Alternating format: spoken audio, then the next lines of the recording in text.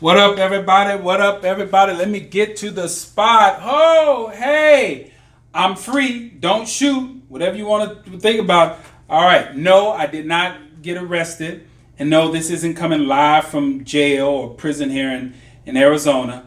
But this is Plan Your Greatness. I am your gracious host, Carlton Hamilton. And you'll understand as we go along with this last video why I'm dressed as a prison inmate. All right. Or jail, whatever. I think they wear orange jumpsuits now, but either way, you got the point. And this number right here, my number was 121289. It's amazing how, and I've said this before, the elevated emotional experience that number will be for. I'll probably be on my deathbed. Someone will ask you, Mr. Hamilton, what was your prison number? I'll be like 121289. I'll die. Never forget that number. All right. So again, this is the Events of Our Lives series. All right. This is video number 6. If you haven't seen the other 5, I encourage you to go look at them as well. Very good messages. But this is the final one. This was actually supposed to be the first one, but it turned out that it was best to be the last one to kind of sum up everything. All right. The theme of these 6 videos is the events of our lives. They heavily influence us. They define us. They even shape and mold us, but they do not control us. All right. And first and foremost, what I want to get at, and that is stop living in your past. Okay. And I'm using myself as an example as well, which is why I'm wearing this outfit. I could go look back at my past and go specifically look at all the great things I did. Highly recruited baseball player, eventually signed, played professional baseball, got to play for a decade, traveled the world, made money, won championships on every level, high school, college, professional. I got to greet some celebrities. I got to be intimate with some of the most beautiful women in the world, travel. I mean, I got to do it all. I had to use 3 passports. So by the age of 30, I did what most people do in their entire lifetime as far as really traveling, not traveling for work. This was traveling for just pleasure and just going all over places and stuff like that. It was just beautiful. Met people, just had the extreme highs. You see, I could go back and look at that, but you know what? That stuff really doesn't do anything for me right now. All right. Like when you see me filming from the office, you see a few things. There's a poster behind me. I like that poster. It shows me as I'm pitching. You'll see some figurines and stuff, but I don't have a bunch of stuff. That's when I move into a bigger home, and then I do intend on having a trophy office, something like that. I don't have the space now, but anyway, I digress. All right. So now you don't want to stay in that point of that mode because it doesn't serve you. You're just kind of almost gloating to yourself, but you're not taking any action. All right. The other flip side of that is this: my lows of lows, from the highs of baseball, my lows of lows involve prison. Okay. I was in there for almost 4 years serving a sentence for armed robbery. That's a whole nother story. And I don't know if I've done a video. I think I've done a video on that talking about the whole process. But here's what I'm getting at. If I just focused on that event of prison, that would make me depressed enough. But then if I went back and focused on everything from my childhood up until that point of going to prison, I would be in deep depression.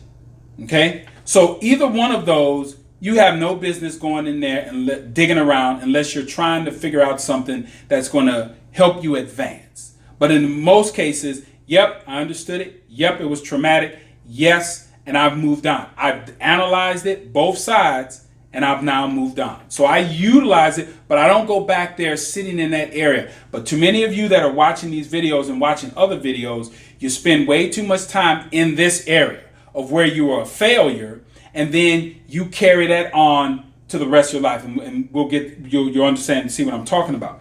All right. So if you're doing that, whether you're hanging out, talking about or thinking about your greatness or your failures, this is what happens. You're pumping your brain with the same information. that same information creates these same thoughts. Those same thoughts creates the same emotions, the same choices, the same behaviors, and the same experiences. Okay? So now you're going around in this circle.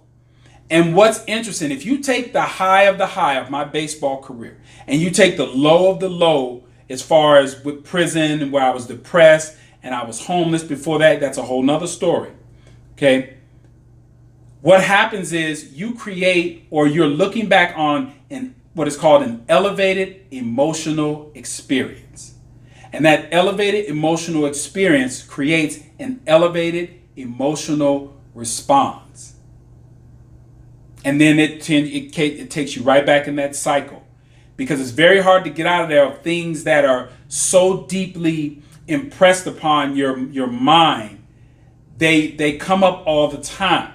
And as they come up, then you're having to address that emotion as if you were there, that experience, as if you were there in that moment.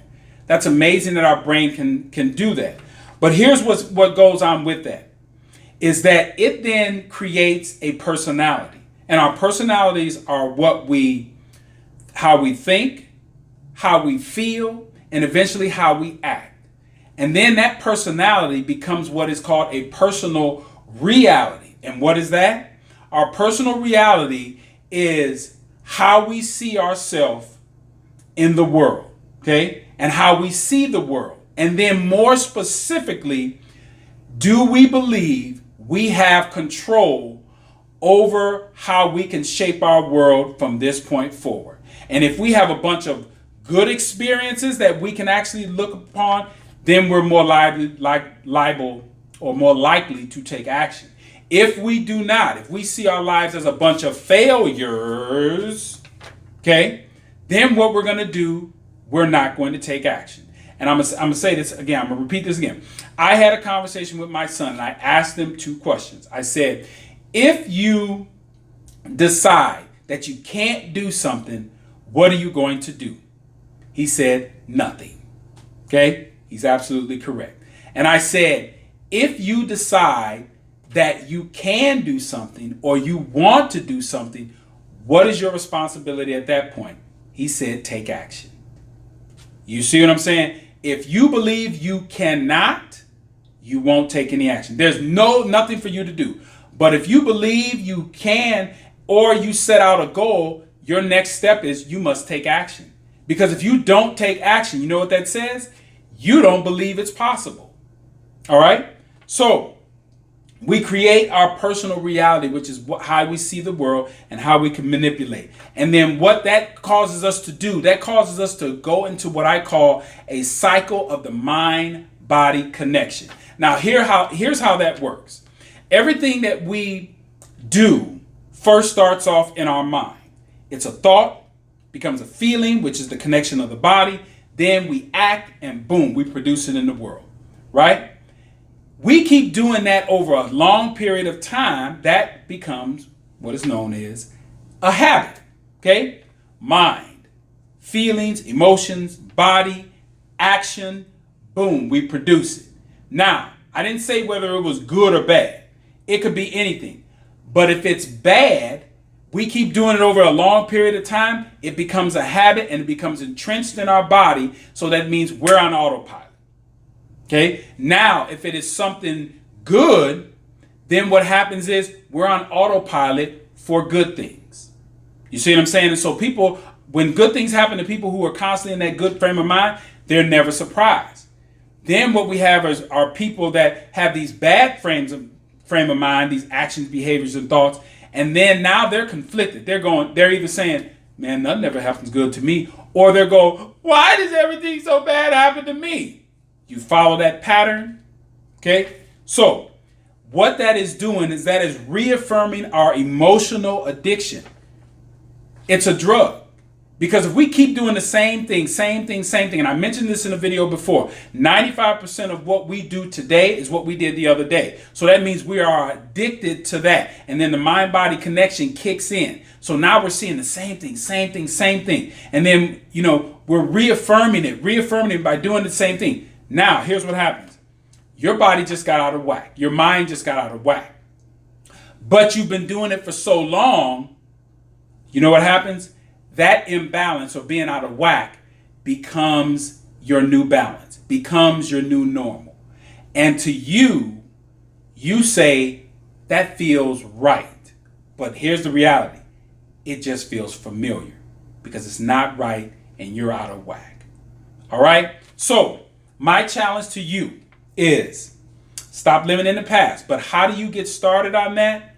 You get started on really paying attention to what you are thinking, feeling, and producing. You have to be very intentional in how you're thinking and feeling in that mindset. Because then again, you're having the same thoughts, same experiences. Those things create our personality, which is how we think, feel, and act. And then it's our personal reality, which is how we see the world. And then do we believe whether we have control over that world or not? And then what that does is make the mind-body connection. Then all of a sudden now it becomes on autopilot. And then you're wondering, you're sitting there with a big old belly wondering why you're out of, or, overweight, or you're in prison like I was. And I finally looked around and I said, what the hell's going on? Okay. So that you want to catch that before it gets itself out of control. All right. Last one of the series. Thank you guys for all joining. This is Plan Your Greatness. And I will say this again. Plan your greatness. You know why? Because no one else will. I'll see y'all next time.